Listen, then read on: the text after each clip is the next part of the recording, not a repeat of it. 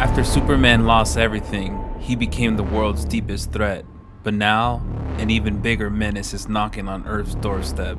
We begin our story a long time ago in a galaxy far, scratch that, years ago, in a different galactic realm. That works, right? Brainiac completely annihilates Krypton. The very angsty and terminally teenage Supergirl escapes at the same time as an infant Superman, but needless to say, I think we all know who ended up on Earth versus who ended up in hypersleep. It's been 5 years since Superman had his, I guess we could call it nervous breakdown. He's locked up at the Lex Luthor prison along with Damian Wayne, the vigilante formerly known as Robin. Turns out Damian was acting too much like an Al Ghul and not very much like a Wayne.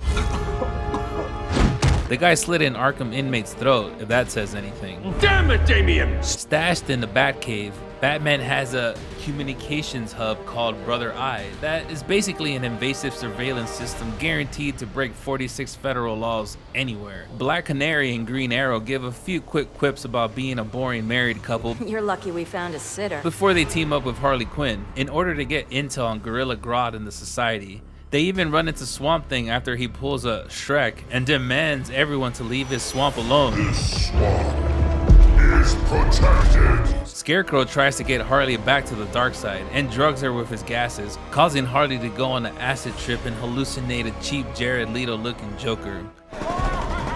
Grodd is really just a pawn for Brainiac, who's actively searching for Superman and plans to collect Earth, for research purposes of course. Brainiac sends his betas to Earth to fuck shit up and manages to hijack Brother Eye.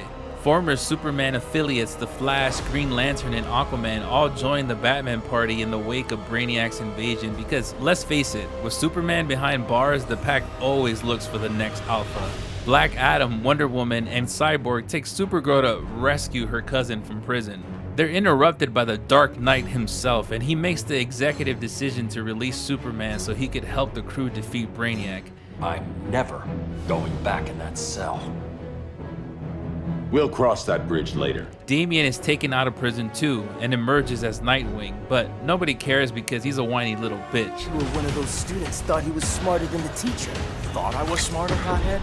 No, I know I am. Batman holds a meeting with the now united band of metahumans. Superman comes with a brand new costume that Supergirl probably sewed up in her spare time, and the crew makes plans to stop Brainiac. It becomes evident to us that Batman is still sentimental about the Justice League because seriously, breakups are always a process. Forgot that was there. Cyborg, Catwoman, and Harley break into Arkham and find their way into the Batcave. Cyborg hacks into the system and regains control of Brother Eye. Justice League 2.0 attacks Brainiac's fleet while Superman and Supergirl attempt to destroy his skull ship, which controls all of the betas. The ship and Superman go toe-to-toe, but for the first time ever, something overpowers the Man of Steel and he blows up into the heavens. The crew reconvenes and decides to take down Brainiac's shields by using Black Adam's Juju magic and Aquaman's Trident of Atlantis. Finally, Aquaman is useful somewhere other than the ocean.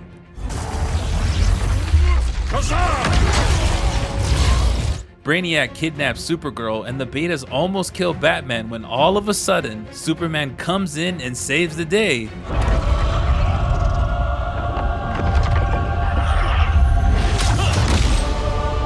So the whole part where he blew up, we're just gonna ignore that. Yeah, just ignore that. Together, Superman and Batman fight Brainiac in his lair and slowly but surely beat the shit out of him. Supergirl is set free and Superman takes the selfless hero stance and controls Brainiac's skull ship with his weakest muscle, his mind. Most of the world is saved, but cities like Metropolis and Coast City are wiped out. Like they say, we can't win them all. Feel the heartbeat of Atlantis. Brainiac's work is undone. Not all of it. I couldn't save everyone. Superman decides that in order to spare more lives, Brainiac must die. Just when he's about to murder Brainiac, Batman says, nah. And what seems like deja vu to the whole Joker situation, the crew is divided on whether or not they should kill Brainiac. From here, we can get one of two endings. If Superman emerges victorious, he executes Brainiac and rebuilds the regime from the ashes. Later, he visits and imprisons Supergirl, revealing that he has restored Earth's destroyed cities and wants her to help lead his new global army. But when she refuses to stand beside him, Superman reveals just how far he's fallen. Using Brainiac's technology, he has already brainwashed Batman into obedience and warns Supergirl that she'll suffer the same fate if she resists. But if Batman wins, the future looks very different. Supergirl sides with Batman, and there's boxing matches left and right before Batman finally subdues Superman, and no one has to die because, well, actually no, a lot of people died.